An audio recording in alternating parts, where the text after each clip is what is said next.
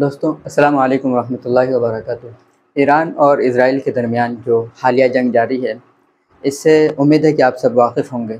आज हम इस वीडियो में ईरान और इज़राइल जंग पर कुछ बात नहीं करेंगे, बल्कि ईरान कितना ताकतवर है, ईरान के पास क्या वसाइल हैं और ईरान किस तरह से इज़राइल पर हमला कर रहा है, इसको समझने के लिए ईरान की पूरी जोग्राफियाई मालूमात आपसे शेयर कर रहे हैं। इस वजह से आप इस वीडियो को मुकम्मल ज़रूर वॉच करें और पसंद आने की सूरत में ज़्यादा से ज़्यादा लाइक कमेंट शेयर भी जरूर कर दें। ये है ईरान, दुनिया की कदीम तरीन सिविलाइजेशंस में से एक। पिछले करीबन 500 सालों से ईरान इन्हीं बॉर्डर्स के साथ दुनिया के नक्शे पर मौजूद है और शायद ही दुनिया की कोई सुपर पावर हो जिससे ईरान का टकराव ना हुआ हो, चाहे वो रोमन्स हों, अरब्स हों, मंगोल हों, तुर्क हों, रशियंस हों या फिर ब्रिटेन हो। हर एक सुपर पावर ने ईरान को फतह करने की कोशिश की है और इसकी एक बड़ी वजह तो ये थी कि ईरान दुनिया के क्रॉस रोड पर है। यही वो एक कंट्री है जो यूरोप, अफ्रीका और एशिया तीनों कॉन्टिनेंट्स को आपस में कनेक्ट करता है। आज का ईरान 7 कंट्रीज के साथ बॉर्डर शेयर करता है। ईस्टर्न साइड पर पाकिस्तान, अफगानिस्तान और तुर्कमानिस्तान के साथ और वेस्टर्न साइड पर इराक, तुर्की, आर्मेनिया और अजरबैजान के साथ। इसके अलावा ईरान को 3 समुद्रों की भी एक्सेस है। इसके नॉर्थ में कैस्पियन सी है और साउथ में पर्शियन गल्फ और गल्फ ऑफ ओमान। ईरान की सदर्न साइड पर ही दुनिया का सबसे इम्पोर्टेंट और खतरनाक पॉइंट भी है, जिसे स्ट्रेट ऑफ हॉर्मुज कहते हैं। पूरी दुनिया की 20% ऑयल और गैस की सप्लाई इसी पॉइंट से गुजर कर आती है। स्ट्रेट ऑफ हॉर्मुज के पास ये 7 आइलैंड्स भी 1970 से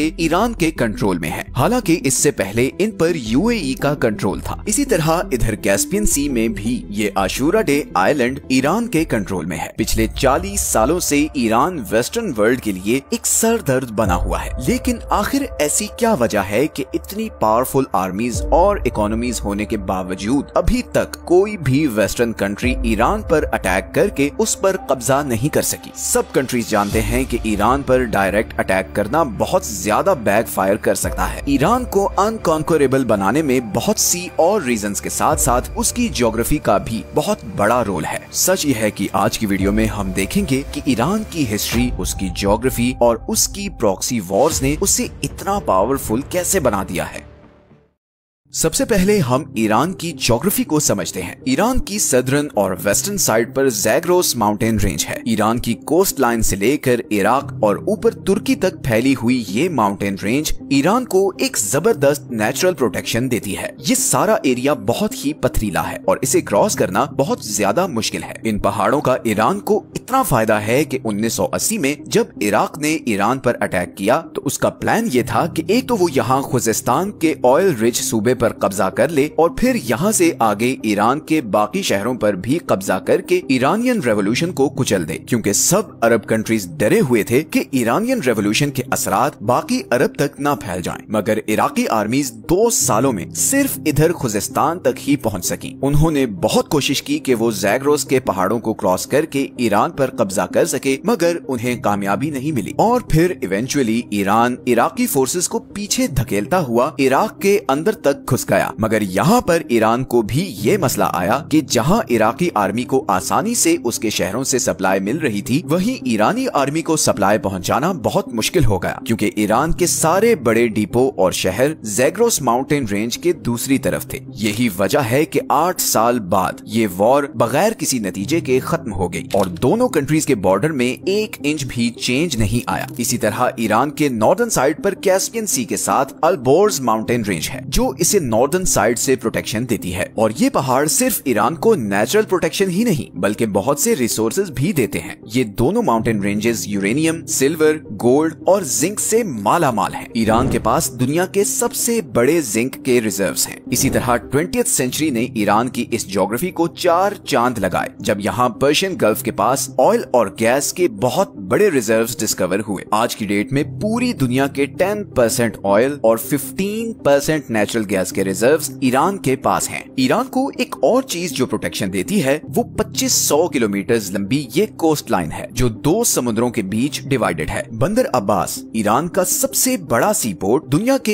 एक बहुत बड़े choke point strait of Hormuz से सिर्फ 70 किलोमीटर दूर है और यही पॉइंट आज ईरान का सबसे बड़ा जियोपॉलिटिकल लेवरेज भी है। अगर ईरान अपनी नेवी के जरिए ये पॉइंट ब्लॉक कर दे तो पूरी दुनिया की इकोनॉमी कोलैप्स कर जाएगी, क्योंकि दुनिया की 15% एनर्जी सप्लाई यहाँ से गुजर कर एशिया और यूरोप को जाती है। अब अगर फर्ज करें कि कोई ये कोस्ट लाइन और ये 2 माउंटेन रेंजेस क्रॉस करके ईरान के अंदर आ भी जाए तो यहाँ पर दूसरा सबसे बड़ा बैरियर ये दश्ते लूत और कविर रेगिस्तान है। लूत डेजर्ट को the hottest place on earth कहते हैं, क्योंकि 2005 में यहाँ पर 70 डिग्री टेम्परेचर रिकॉर्ड किया गया था। इस टफ और एबनॉर्मल ज्योग्राफी की वजह से ही ईरान को कॉन्कर करना ऑलमोस्ट इम्पॉसिबल रहा है। लेकिन आज की डेट में जो दूसरी चीज ईरान को इतना पावरफुल बनाती है वो है उसकी जियोपॉलिटिकल स्ट्रेटजी। सबसे पहले अगर हम ईरान के डेमोग्राफिक्स को देखें तो इसकी पॉपुलेशन तकरीबन 9 करोड़ है, जिसमें 95% शिया मुस्लिम है। ईरान में 62% लोग पर्शियन है, 16% आज़ेरी, 10% कुर्द और बाकी 12% बलोच, लूर, अरब और तुर्किक हैं। अब 1979 की शिया रेवोल्यूशन से पहले ईरान एक लिबरल कंट्री था और इस खिते में अमेरिका का एक बहुत स्ट्रॉन्ग एलाय भी था। इवन उस जमाने में अमेरिका ईरान को मिलिट्री जेट्स तक सप्लाई किया करता था। लेकिन फिर इमाम खोमेनी के आने के बाद यहाँ के सारे डायनामिक्स चेंज हो गए। आपको ये जानकर हैरत होगी कि 1979 से पहले ईरान और इसराइल के आपस में बहुत अच्छे रिलेशंस थे।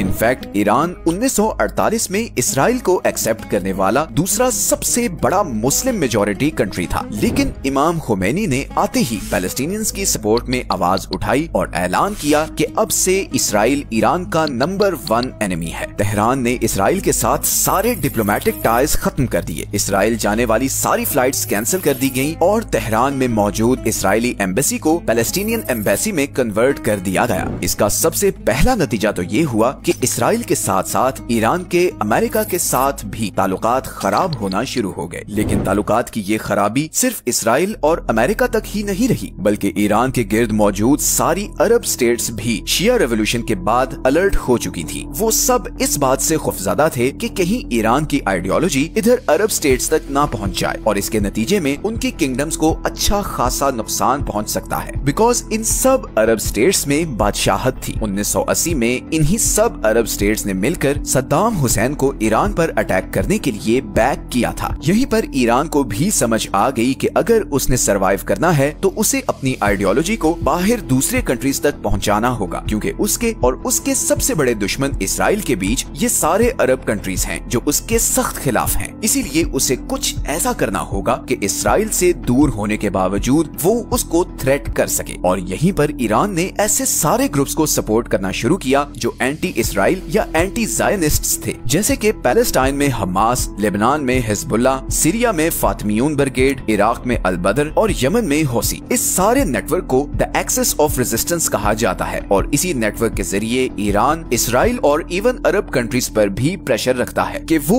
ईरान के खिलाफ कोई भी कदम उठाने से पहले 1000 बार सोचें। इसीलिए जब इसराइल ने गजा पर बम्बार्डमेंट शुरू की तो इधर लेबनान से हिजबुल्ला ने इसराइल पर मिसाइल फायर किए और यहाँ यमनी हौसियों ने रेड सी से गुजरने वाले इसराइली और अमेरिकन शिप्स को ड्रोन से टारगेट करना शुरू कर दिया। ईरान की इसी प्रॉक्सी वॉरफेयर स्ट्रेटजी ने उसे काफी डेंजरस बना दिया है। अब वॉरफेयर स्ट्रेटजी की बात हो ही रही है तो ईरान की ड्रोन टेक्नोलॉजी का जिक्र करना बहुत जरूरी है। जनवरी 2024 में जब हौसियों की तरफ से यहाँ से गुजरने वाले कंटेनर्स पर लगातार ड्रोन अटैक्स किए जा रहे थे, तब फ्रांस ने यमन के शाहिद ड्रोन को गिराने के लिए $1 मिलियन वाला Aster 15 surface to air missile use किया, जबकि यमनी ड्रोन की कॉस्ट सिर्फ $20,000 थी। यमनी हौसियों को ये सारे ड्रोन्स ईरान सप्लाई कर रहा है और इन ड्रोन्स की इतनी धूम मची है कि रशिया यूक्रेन के खिलाफ भी इन्हीं ईरानी ड्रोन्स को इस्तेमाल कर रहा है। अमेरिकन सेंट्रल कमांड की 2022 की रिपोर्ट के मुताबिक ईरान के पास पूरे मिडिल ईस्ट में सबसे ज्यादा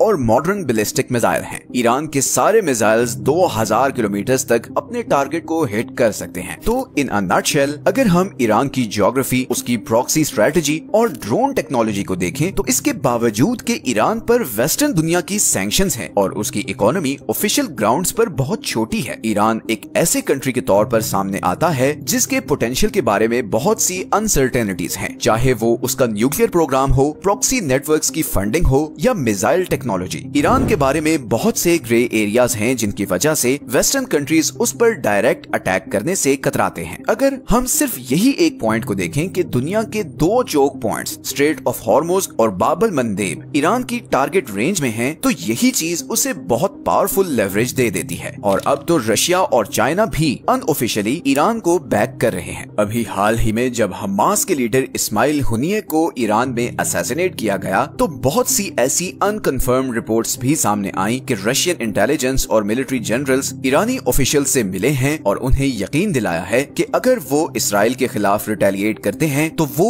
ईरान का भरपूर साथ देंगे। फिलहाल तो इस्माइल हुनिये के कत्ल के बाद ईरान की इंटरनल सिक्योरिटी पर बहुत से सवालात उठ रहे हैं और बज़ाहिर ऐसा लग रहा है जैसे इंटरनली कुछ गड़बड़ भी है। ईरान इस पर कब और कैसे रिटेलिएट करेगा और क्या ईरान इसराइल और अमेरिका का जवाबी वार सहने की सलाहियत रखता है, ये तो आने वाला वक्त ही बताएगा। ये हैं वो सारे सोर्सेज जहां से हमने इस वीडियो के लिए कंसल्ट किया है। मिलते हैं नेक्स्ट वीडियो में एक और इंटरेस्टिंग टॉपिक के साथ। अपना ख्याल रखें। अल्लाह हाफिज।